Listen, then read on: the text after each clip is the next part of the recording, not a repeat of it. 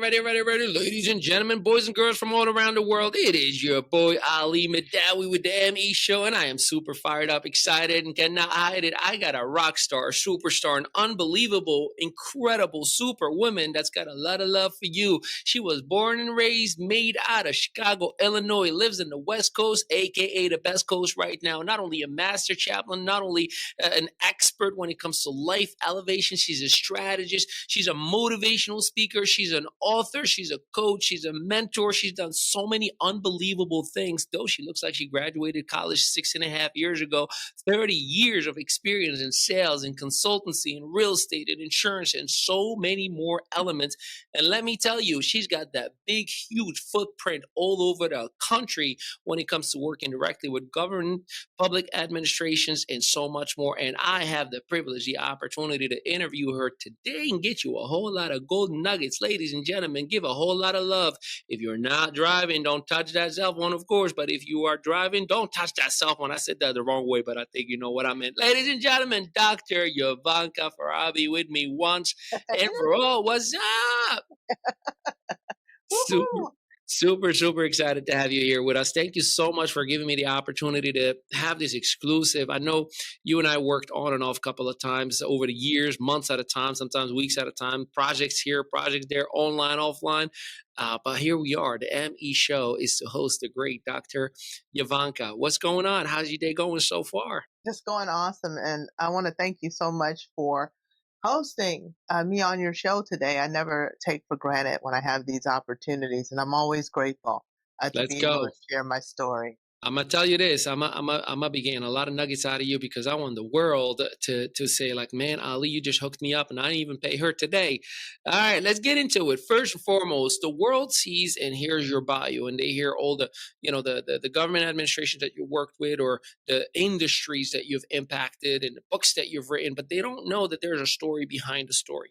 Well, I read your bio, and first of all, just so you know, I didn't even know that you were from Chicago, Illinois. I thought that you were always a West Coast girl. Tell us a little bit about that story and, you growing up in Illinois and kind of how it morphed into who you've become today. Absolutely. And, even though I've lived in Southern California for many years, and you'll find this with people from Chicago, there's something about Chicago is that is going to always be my home. And I do have family there, but I was raised there. And with Chicago, it's got factory towns. And so my parents, specifically my mom, was a part of the Great Migration. She was from Mississippi. So in the in the 50s, she was one of the many people who migrated from the South, going after the great promise of these factory jobs that had regular, steady income and pensions.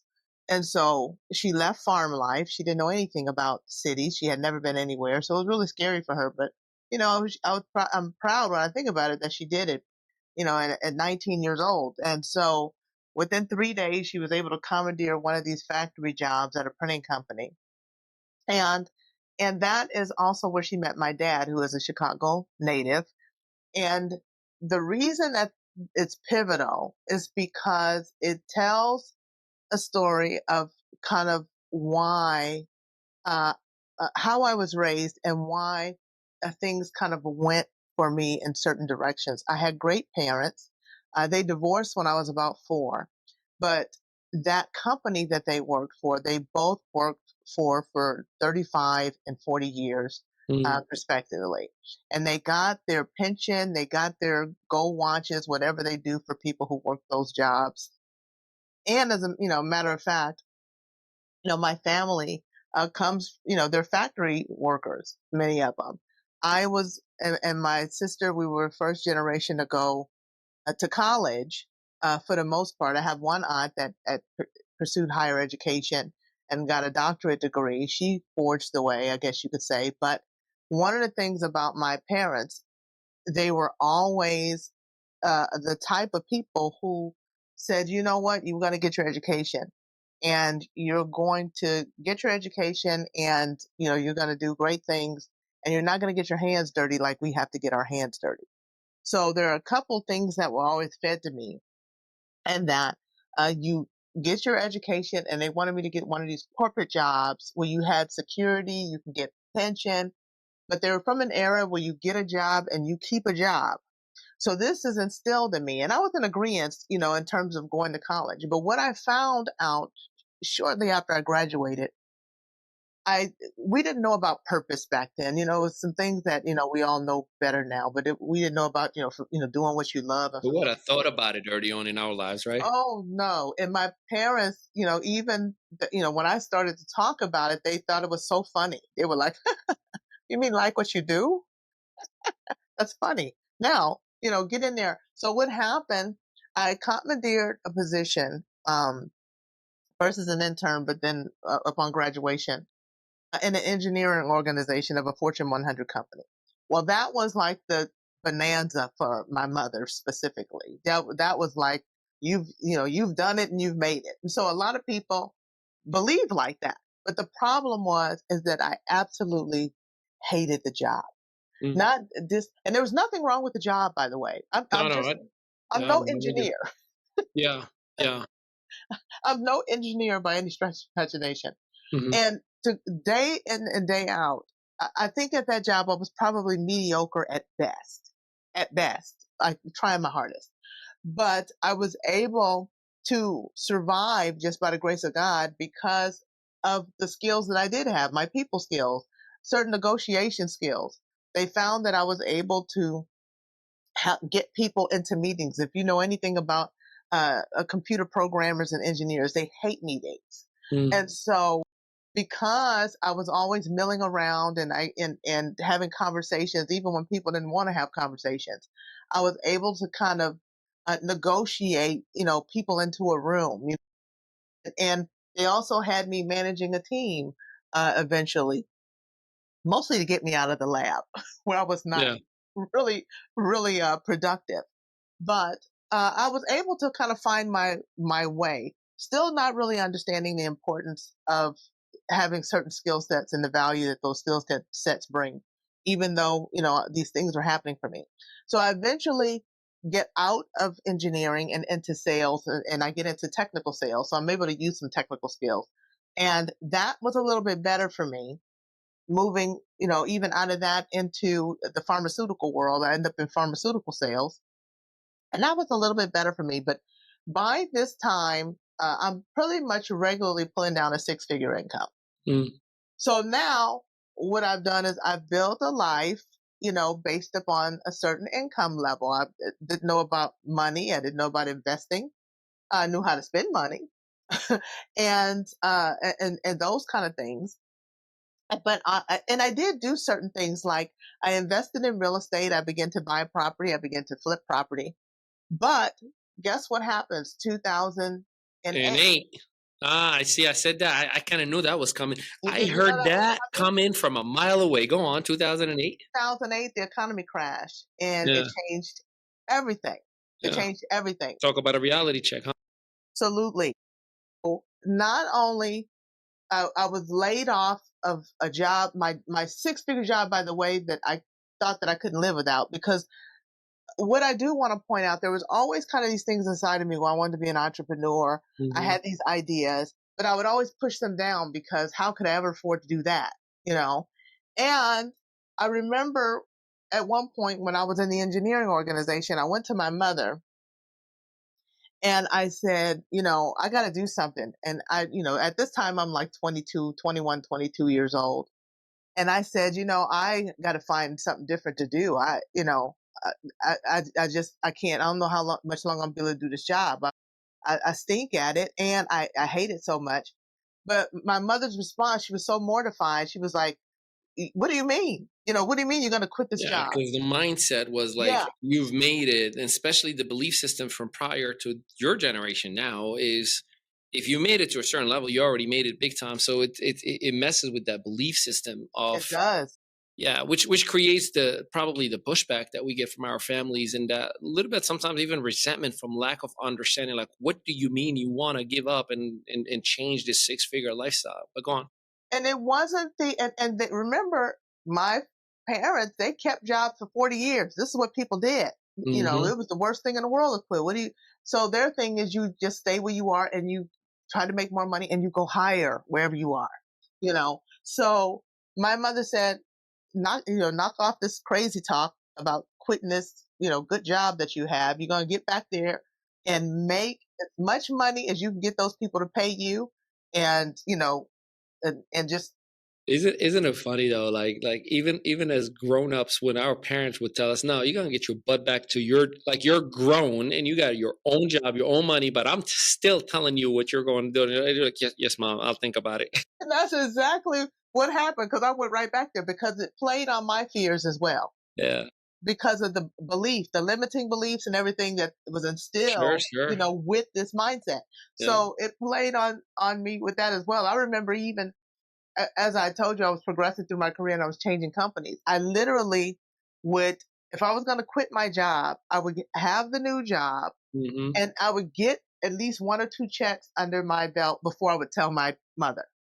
Because if she were getting ready to freak out about me quitting, it's like, oh, too late. I already got paid. Look, I already got paid. Mm, You know, she's like, oh, okay. You know, oh, okay. But this is all programming me, you know, to be change averse.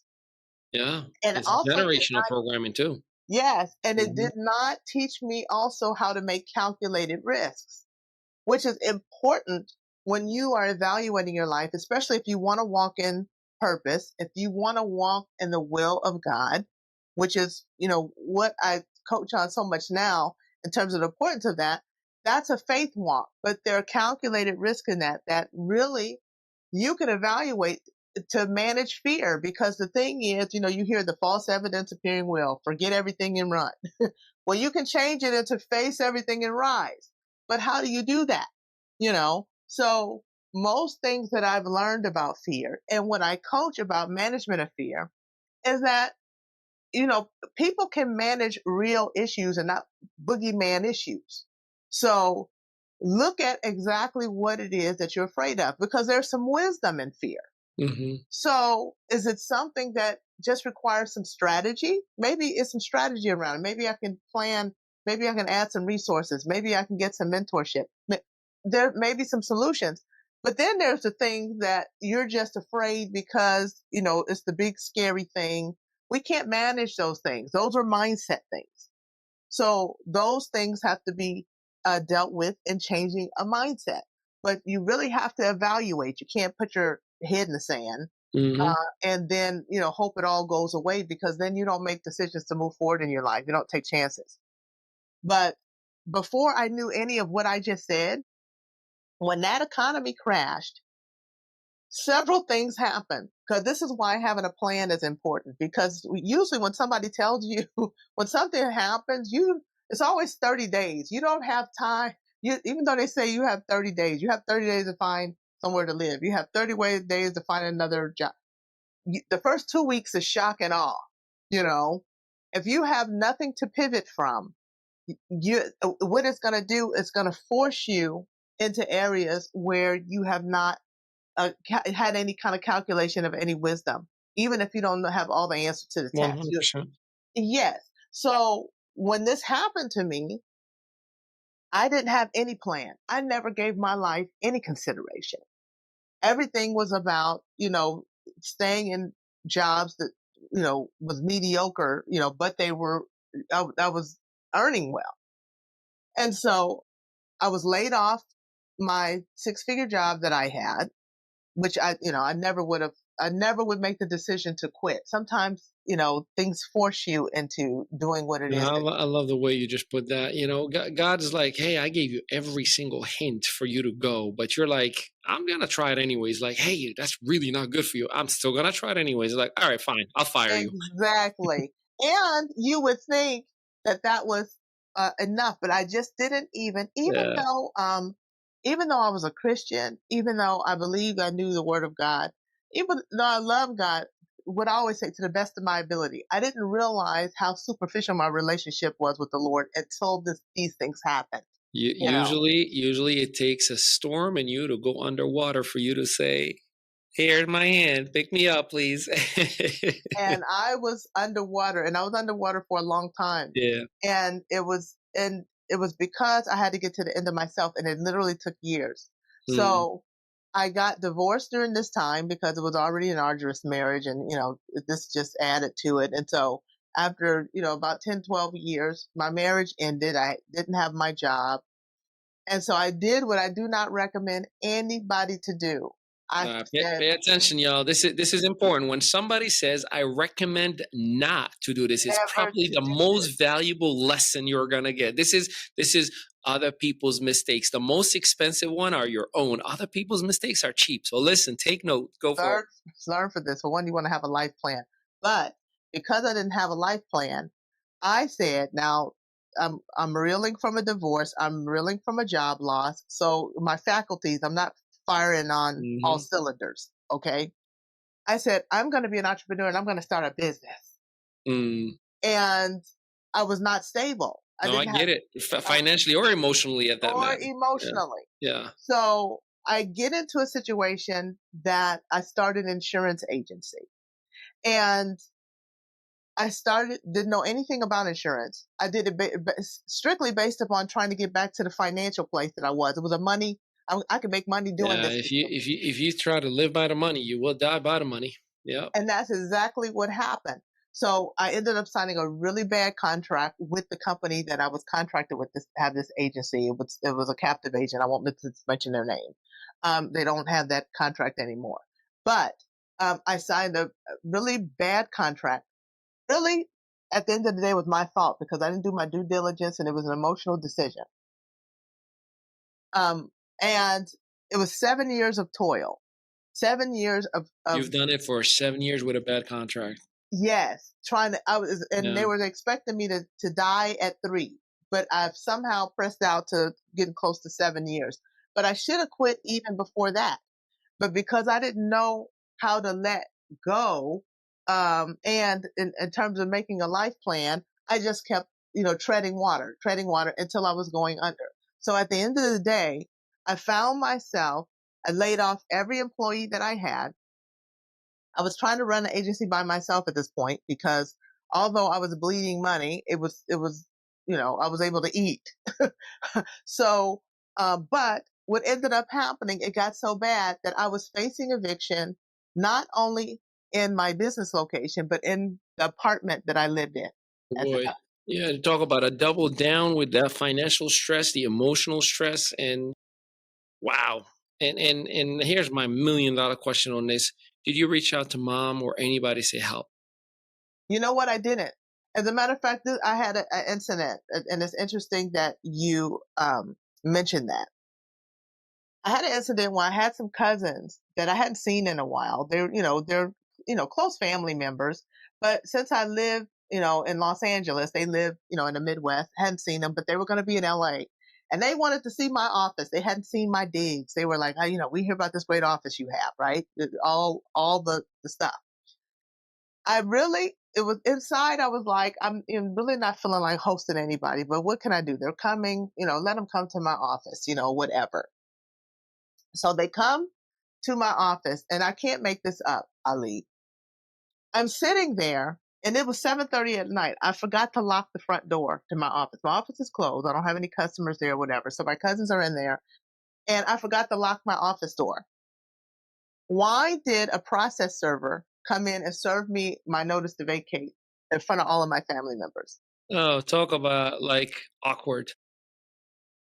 And they were confused because they didn't know because it kind of happened kind of fast. But that was the final straw for me.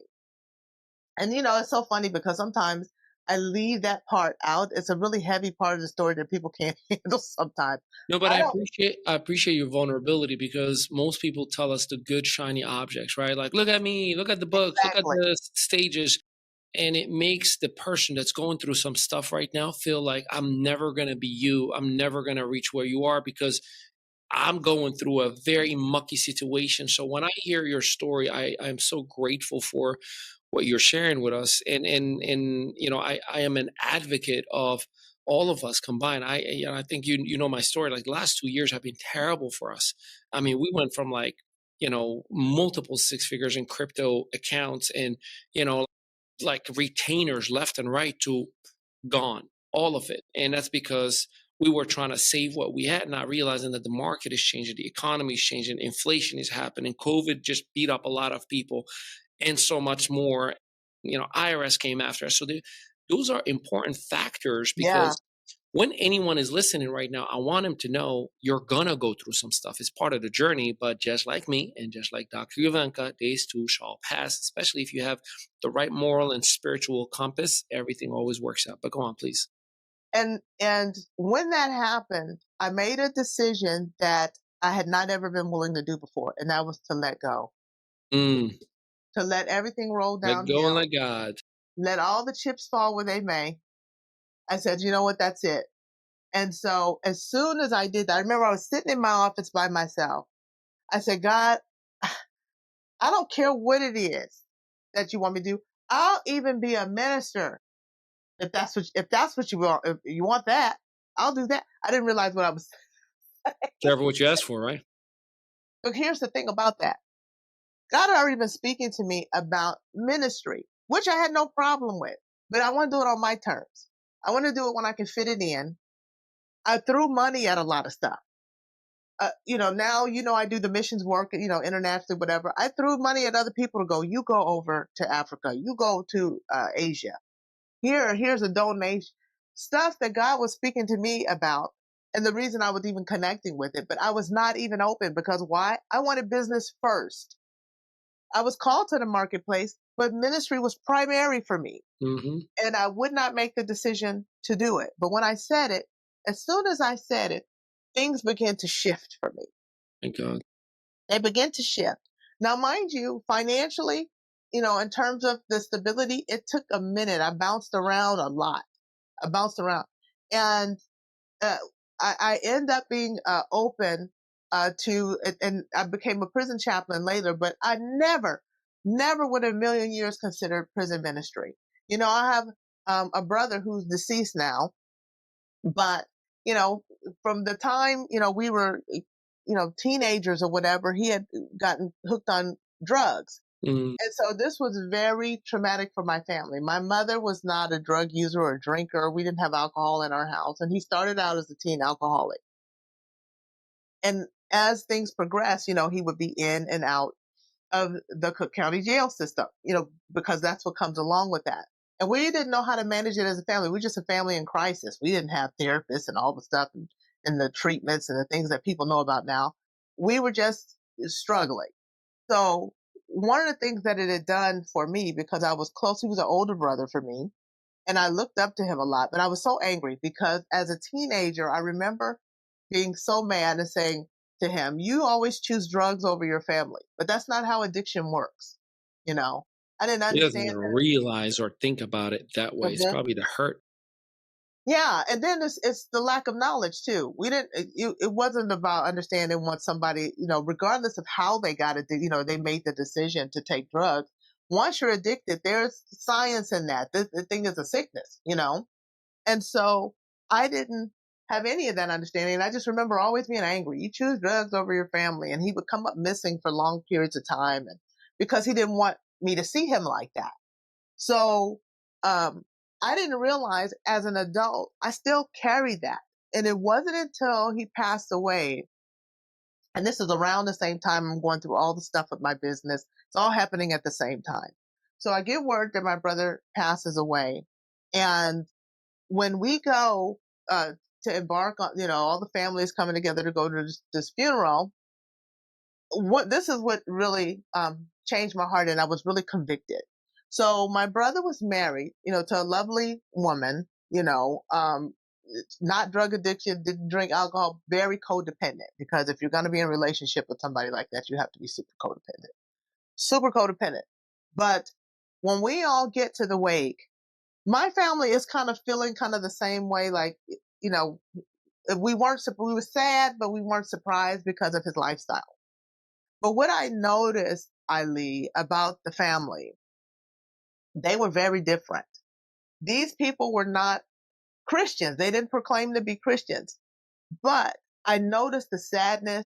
I noticed the grief where my brother was concerned. Now, they knew him even better than I did at this point because this part of his life he spent with them. And I just began to take note. There wasn't the frustration that I was feeling with the whole Yeah. situation. And so he had three stepchildren, and the stepdaughter comes to me and she says, um, you know, I don't know, I feel led to tell you this, but I want you to know that your brother was very important to me. He was the only man that ever spoke anything positive to me in my life. He always wanted me to do better. I never had that experience before he came. She said, sure, he didn't keep a job like men. She said, let's face it, that wasn't, his story, but I want you to know this is what he did for me. And I said, thank you for sharing that with me. Then he has another stepson that stood up and said how his mother, my sister-in-law, never smiled because of the situation they had before my brother came along. Never smiled until my brother came along, and the joy that she had and that he was able to witness, Yeah. Then the last thing was the daughter had a toddler. And so they had this little step stool up by my brother's casket. And we're at the wake and everybody's standing around and talking. And this little girl keeps trying to climb up on the casket where my brother is, and they keep pulling her down and pulling her down. So I'm noticing this out of my peripheral vision, and I finally say, what is she doing? They said, oh, she thinks he's sleeping. And the last time before he went to the hospital, the way she would go to sleep every night is she would lay on his chest, and that's how she would go to sleep. So she's trying to climb up on his chest. In that, with all that I'm telling you, and if I'm going too long, let me know. With all of that I'm telling you, what it did is it made me take stock of myself. I was the one that was supposed to be the Christian. I'm the person in the room. And they love my brother like God loved my brother. Mm. Not with all the conditions like what I had. And they all knew of his condition. They all knew, but they were able to see the good in him. His Seeing sister-in-law. beauty in the circumstance itself. Yes, it was not the life I would have chosen. Everybody, what it did for me, nobody's life is a waste. Because one of the things I used to tell my brother is, why do you waste your life? You're a gifted writer, and you waste your life. Nobody's life is a waste. So it changed my whole nomenclature and how I speak in terms of what I I do value. have to say, one thing that you've mentioned, I did. They loved my brother like God loved my brother, not with the condition that I seen him in. In regardless of what circumstance, that's the definition of conditional love, right? Like you loved him, but in a way that, hey, if you change this behavior, I would love you even more. And we see Yes, that in relationships. We see that in every single way. Like, everybody's like unconditional love till death do us apart. Well, I bet you if I'd say, hey, I'm gonna quit my 6-figure job and go after my dreams, you're gonna be like, wait, what do you mean? No, that's not what I wanted, right? It's gonna come with 3 years worth of financial stress because that's my dream. No, we're not gonna do that, right?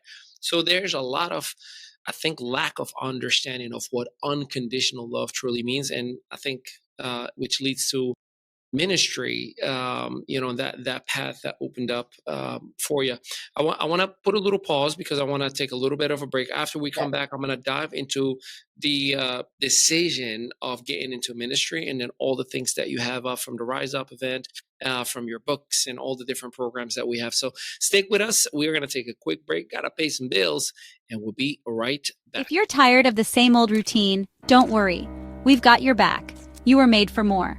LeaveShackleFree.com helps you break free emotionally, spiritually, and financially. Start your freedom journey today at LeaveShackleFree.com. Break free, leave free. Ready, ladies and gentlemen. We are back like we've never left with Dr. Euvonka Farabee. Before the break, we were talking about how, you were going through like everything going kind of out of whack. And you were like, Lord, if you just want me to do even ministry, I'll even do that, which morphed into a whole journey of you watching your brother in a way that you loved him, but everybody else loved him like God loved him. And it kind of opened up this possibilities of you kind of making some decisions on ministry and a whole different side of your life. Let us know, how did that kind of come about where you said, all right, fine, ministry time? I will tell you why that story I just told you about my brother is relevant, because the realization that I did not love my brother like God loved him or Christ loved him, it also brought about the realization that I also didn't love myself the way God loved me. Mm. And so in that realization, this is why I um, kept things from my family when I needed help. This is why I did, because of the shame and the embarrassment, and also ego, because people are thinking, oh, look, now she has her own insurance agency and she has the signage and she has all So the you're gonna stuff. have you're living up to an image that people Yes. don't realize. Like, hey, this looks good from the outside, but from the inside, I am sinking in. And also the false narrative that Christians are supposed to live in abundance, and they're supposed to, so all of this superficial stuff where contextually, in terms of really what is important to God, he wants us to be prosperous, but not independent of him, not independent of the will that he has, not independent. He wants us to have the stuff but not have the stuff have us. And at this point, the stuff had me. So he started to strip everything. And so the things that were working for me stopped working. All the stuff where I thought I knew the business know-how, the real estate investment know-how, the market changed. People, you couldn't even get it in those deals while my credit was still halfway decent. It didn't even matter. People had cash deals. They were coming in and doing stuff. I didn't have cash flow. It was all these things that were changing.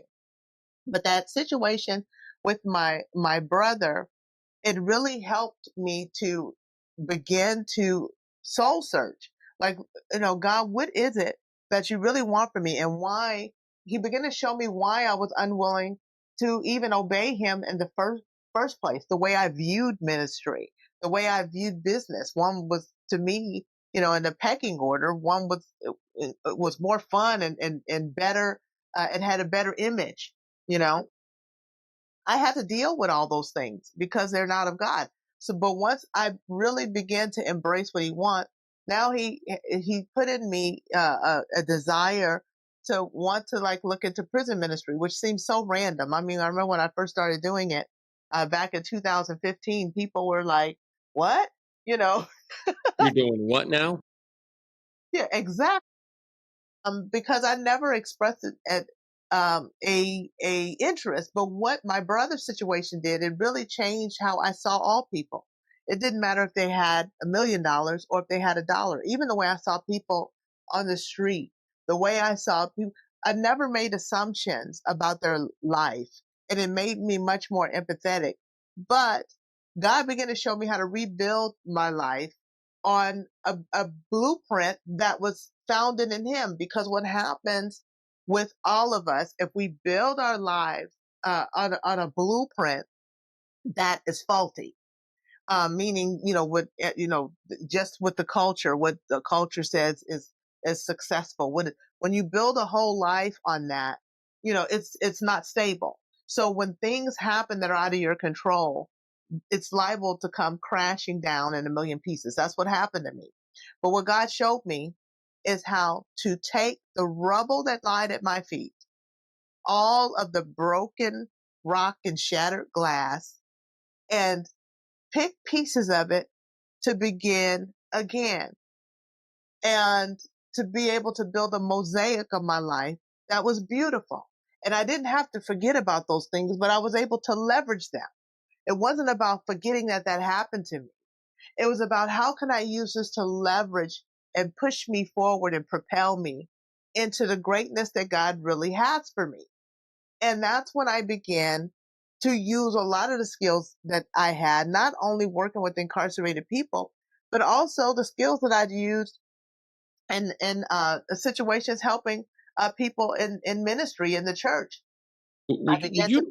Hmm? I'm sorry. I was gonna say, would you say it was also, and you may say no, absolutely not, but would you say it was also some kind of therapy for you, selfishly speaking, like that you are kind of living still with your brother through all these brothers that you are working with? Yeah. And, and I'm glad you brought up therapy, because I had to do that. There's ministry is great. going to your pastor is wonderful. But what I've learned, there is a skill set that people have that sometimes you gotta, and this is one of the things that I do. I have therapists that I partner with so that I know when I get beyond my skill set that it is time to refer to someone Mm. who can give someone a different kind of help. And if you're a believer specifically, and if you're leery, you can get somebody who has the same belief system as you, but has some additional skills because they're professionally trained. It's important. And it was important for me to deal with a lot of why I was the way I was to begin with, things that in our life that happened to us. But you could take every single thing that you've ever been through, and I don't care how bad it is. I don't care how shameful it is. You could take it and God will help you leverage it for your good. He always takes everything we've gone through and makes it for our good. As long as sometimes we need help to be able to walk through that journey of rebuilding from the rubble. What pieces Preach. are we picking up? What can I do with what is before my hand? What is it that I can be helped with?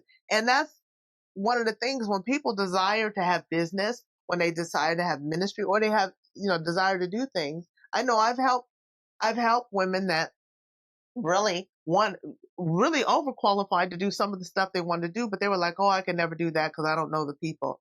Oh, I can never do that because I don't have the connections.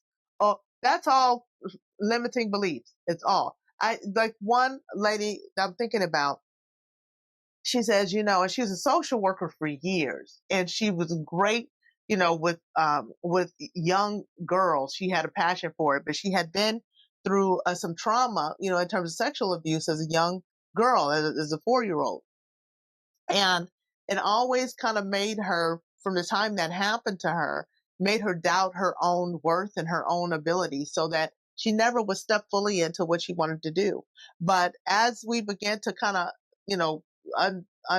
peel back the onion on these things, and she was able to address some key issues. One of the things she wanted to do, it sounds simple, but maybe if you don't have the connections, it might be a little bit difficult. But it turned out she did. She wanted to be a college professor, and she wanted to teach social work in a community college setting.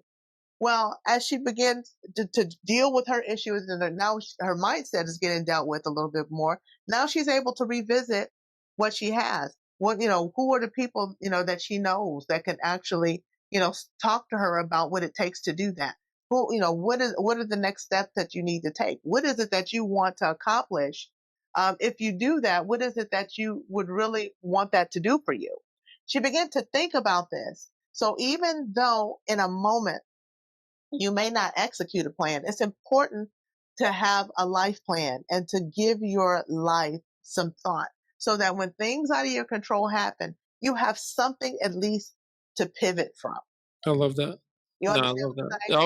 Oh, no, I get it totally, utterly, 100%. Lived it, been there, done that. It's like we are lost cousins. Yeah, I totally get it. Hey, talk to me about some of the things that you have right now. I know that you have the Rise Up event coming up. What's up with the Rise Up event?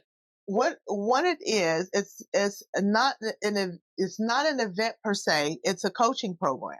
Tell me more about it. It is So it's an experience, not an event. An experience. You got to experience it's it. an experience. Yeah. So it is rewrite your life story. So part of what I just kind of started to talk about, I deal with it in 3 phases over 12 weeks. And so the first phase of it, we really we don't look into, oh, I want to start this business. I want to, we don't get into the details of that.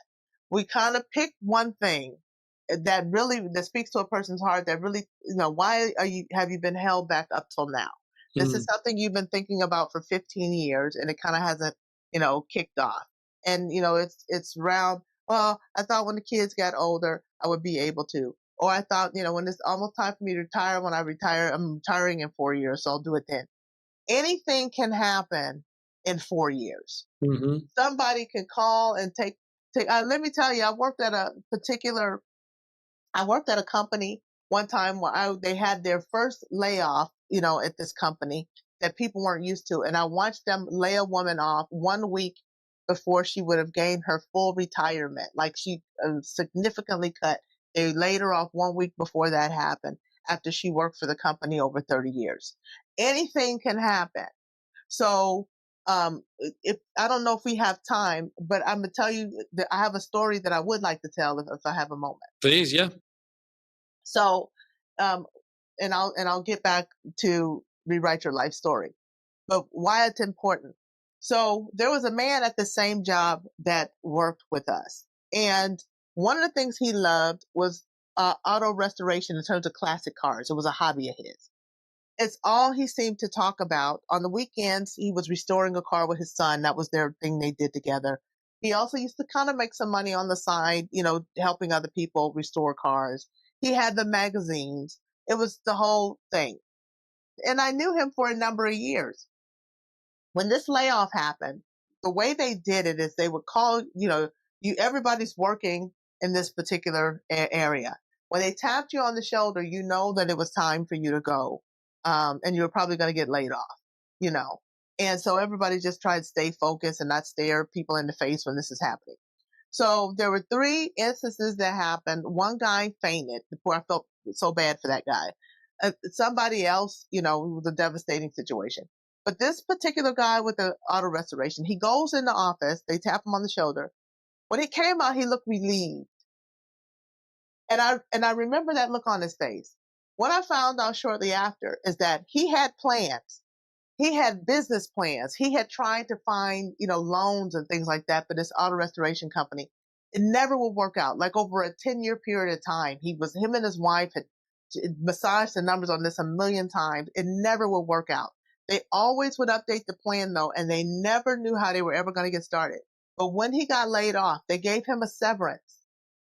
And that severance is what he was able to use to leverage for himself to start the auto restoration business. His wife stayed in her full-time job, but in a year and a half, she was able to quit her job and join her husband. Join him. Yeah, see, God's got a funny way to get you on the right path. He does. And if you can imagine never having money, it's going to cost this money. They always had their budgets. It never would work out until it worked out.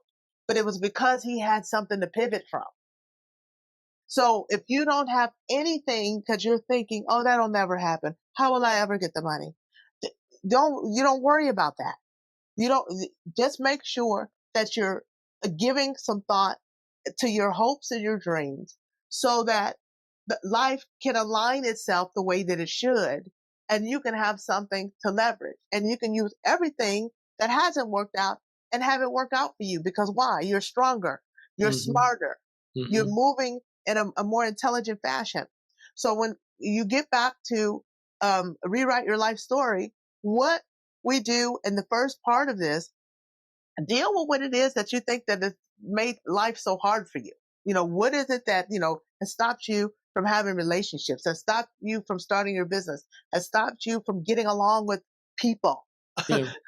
So when you can't deal with everything, you start at the most thing that's the most pivotal for the time.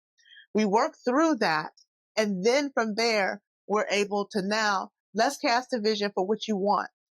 We're going to cast it for a particular period of time and what it is that you see for yourself. And then come with a plan of action on the third part of it for 1 year so that you can begin to walk that out. And I tell people, don't dumb it down so that you can build it so that it's scalable. Maybe if it costs you, $2 million to do something, okay, you don't have $2 million. This is something you don't have to show anybody else until it's time, but don't dumb it down. If that's what it's going to cost, lay it out and then begin to ask and see how you can reverse engineer. What do you need to do to prepare? What do you need to do to shift? Begin to do those things. Who is it that you can work with? Who can you volunteer for somebody? It depends on what it is, but we look at all these things so that at the end you have a tangible plan that you can adjust and you can start to really think about what it is that's important to you. It's funny when people look at these things sometimes, the things they thought were important are not so important anymore. Maybe they want to be able to spend more time with their family, but they don't know how that's ever going to happen because they're in some job that they hate. And blinded by the circumstance versus the actuality of what we need to focus on. Yeah. Absolutely. Yeah. So that's what we do when we look. I do it on individual basis, and I also do group coaching. Group coaching as well, right? Mm-hmm. And then I also do servant leadership training as well for companies. Established for churches, for organizations, nonprofit organizations, because a lot of what is needed in companies, even as they're established, is cohesion in their team. And there's a lot of reasons that people don't have cohesion in their team. And a lot of it has to do with the lack of trust in leadership. So I do leadership training as well. Oh, did I just hear what you said? You just hit us with the doo-doo. You doo-doo? If it's so rare when the doo-doo happens, and I feel like I want to look, whomever visits liveshacklefree.com, and we'll make sure it's in the caption, and just whether you get a book or at least you opt in for the newsletter, we're gonna give you let's say a 2-night 3-day vacation, all inclusive, either Mexico or the Caribbean, lodging, food, and beverage. You just got to cover your taxes and of course your flight whenever you're ready. So, but when you do, you got to say doo-doo in the message itself. So Dr. Euvonka knows exactly what that you were getting the actual vacation. There you go. Has that helped? How's that? That helps. All right. That helps. Don't be surprised if your inbox floods with doo-doo. That means they listen, right? All right, good stuff. But go on. Let me ask you this: what do you prefer? I mean, I know whatever serves, whatever helps, but do you prefer group versus individual coaching, or vice versa? I prefer group. Yeah, I do prefer group. And for a variety of reasons, I think people learn from each other when you do group coaching. There's me, and of course, I'm coming from a place of understanding and wisdom, I believe. But there is nothing like when people are learning from other people, and not only their situations, but even sometimes their feedback. People have a lot to offer, and then there's community in that. And many of us need community. We need community. It's really important. From golden handcuffs to divine purpose. Tell me about how that came about, and the focus of the book itself. That book is really my business testimony. A lot of what I've talked to you all about, it birthed that book, because what I wanted people to understand is how I got there and what brought me out. And so from golden handcuffs, that comes from a saying that we used to use when I worked in corporate America. I'm familiar. Yeah, are you familiar with the term golden handcuffs?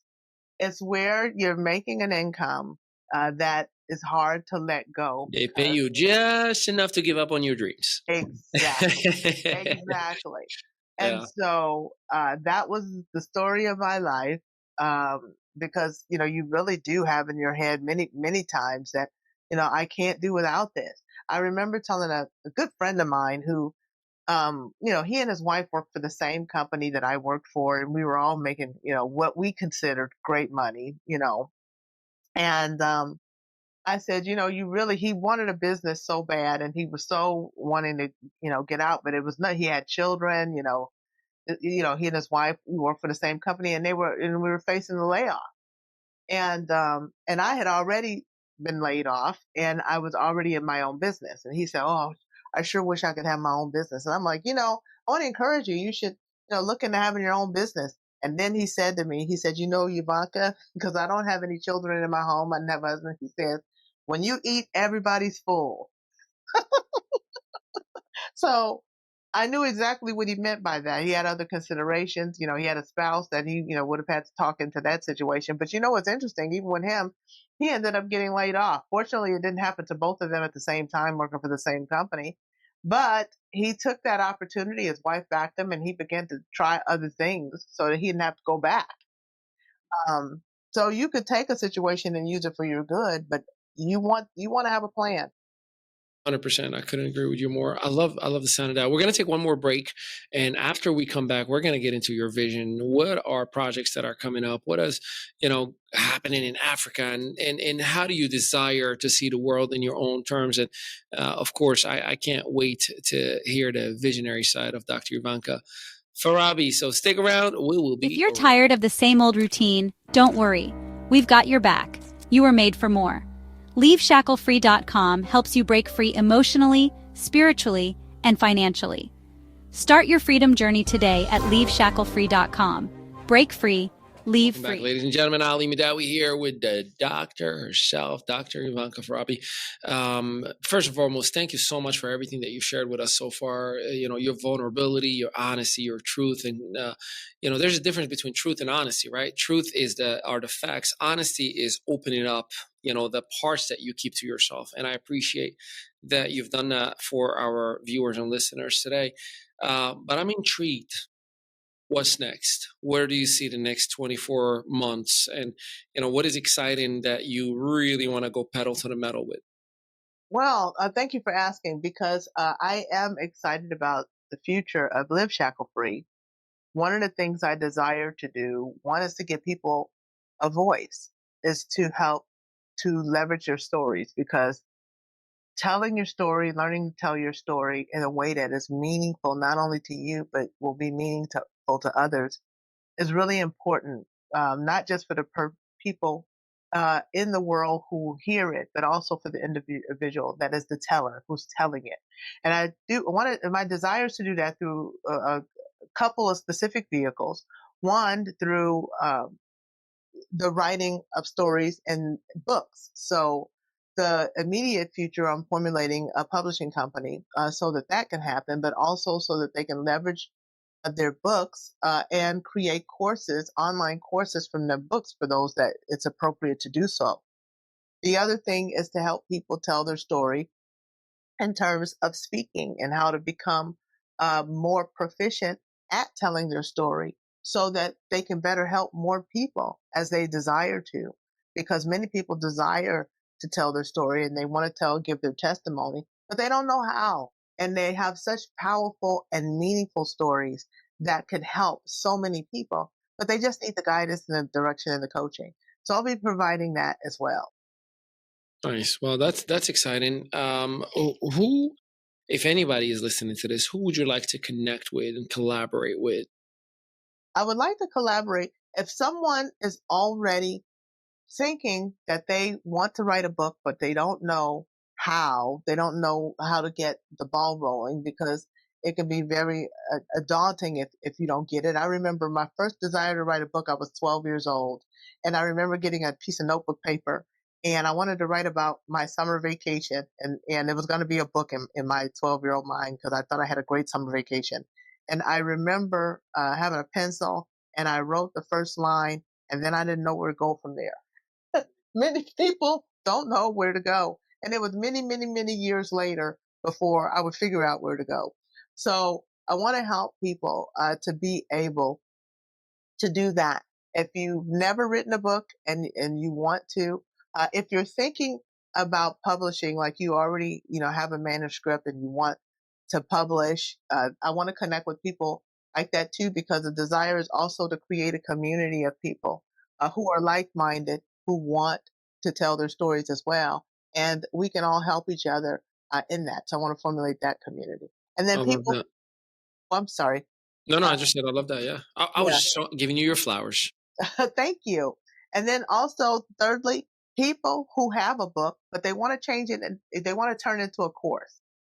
Interesting. And they want to take that book and they believe they have the makings of a good course that they can parlay from that book. I'm especially interested in connecting with people who are interested in that, because that is something that I can also assist them with. Love that.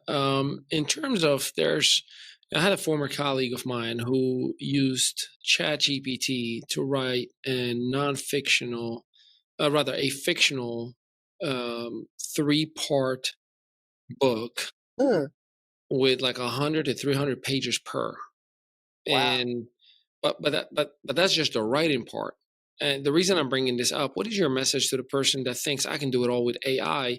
While the artificial intelligence is a great tool, a great asset, God only knows I use it more than I drink water and eat all day, every day. However, there's a need of a human element that you could Yes. be making some mistakes that the AI is not going to catch. And the experience that you have could catch that. So speak on that a little bit, because ignorance is our biggest enemy right now, right? Like a lot of people think, oh, I can get free content from YouTube, or I can go ahead and use AI or Chat GPT, and please speak on the importance of having the right partner in your life in that project versus just dealing with a computer and learning from a very expensive lesson that you might not know what you don't know. Now, I would tell you, I love AI. I love ChatGPT, but it's only as good as the person who is Using programming it. it. Yeah. So, especially if you're talking about personalizing We your call that story. shades, by the way, ladies and gentlemen. Dr. Euvonka just threw shades at you. All right, it's only as good as you are. I'm kidding. Go ahead. That's funny. But um, in terms of telling your story in your heart, AI can't interpret that. There's an aspect of it that not only that you have to be there, and then there are things that will need to be pulled out that are more relevant to the story that you want to tell. It might be a good in terms of coming up with a skeleton and a start for that, but the meat of it is going to have to come from you. It's going to have to come from your heart. It can correct your grammar. It can do all of those things, but it won't be able to retain your voice in a way that you have. It can do a little bit, but it won't. It's no replacement for you. Would it be safe to say, AI is it may be the ingredients or the recipe, but you still need to know how to cook. Like I could put all the recipes in the oven, but if I don't know the right temperature, and if I don't know how to mix the right way, and if I don't know how to that human touch, that there's a difference between grandma's food and stranger's food, and there's a reason, right? There's that human element that grandma had that stranger Exactly. put the recipe together. Yeah, all right. See, Exactly. Even as something as simple as potato salad. yeah. Some people can make okay potato salad, and some people make Now great that's potato salad. Now that sounded personal, y'all. I'm just saying, there's somebody who that comment was directed to. Yeah, that somebody just got like a real shades thrown at him. Like, so whomever you are in Dr. Yovanka's life, mind your potato salad. Something is off. It's the same ingredients, but it's something in the wrist about potato salad. I can't explain it, but it has to come from certain individuals. And so your book is like that. Your story is like that. There's only so much that somebody with the ingredients or some computer with the ingredients can do. It's never going to be a replacement for Yeah, your heart. there you go. Well, I love that, and I appreciate that. Any books on the works? Actually, I have a couple of books in the works. I have one that I am writing about reclaiming tomorrow. It is more specific on how to take your past and reclaim it so that it is for your good. It's a more specific, and then there's also going to be a course from that as well. And I'm also writing a manual for a chaplaincy um, program that actually is going to be accredited with a Bible college that is here in Southern California. So that one is going to be a 6-month program for people who are interested in becoming chaplains and understanding the basics of chaplaincy and many disciplines. So I'm writing that. That one is probably going to make it to press before my book Reclaiming Tomorrow. That's amazing. It sounds like you're going to be very busy. Yeah. And expensive. No. We always work with everybody, right? Well, look. First of all, I'm so grateful for the opportunity. I know it's been a little while that we've been working on locking in this date, and we did it. We did it. I'm excited for our audience to hear your voice and to see your beautiful, angelic face, and Thank you so much. just hear your story and hear your tenacity and where you're coming from and who you continue to become, right? Like it's a journey. I was at a service this morning, like a special service, and the gentleman that was leading service, well, it wasn't more service, it was more of a just a fellowship, and the gentleman looks in dead center to me, and he goes like, we're talking about being looked at in your family as the one who's always talking about scripture. There he is again, he's preaching again, right? That, like the eyes would roll like, ugh. And he gave it in this example. He said, what you got to understand is that sometimes the people who are around you are full. They don't need any food. And as passionate as you are to say, eat some more, eat some more, eat some more, they're going to be like, dude, I am full. No, not right now. So you have to know when to give your food or when to just be like, all right, well, I'm going to leave it in the fridge. And if you're ready, come see me. I'm back there. And I feel like you fed us perfectly fine today. It didn't come across in a way that you are force feeding. So I say that to say, if you have the desire to grow in any area of your life, you definitely want to connect with Dr. Euvonka.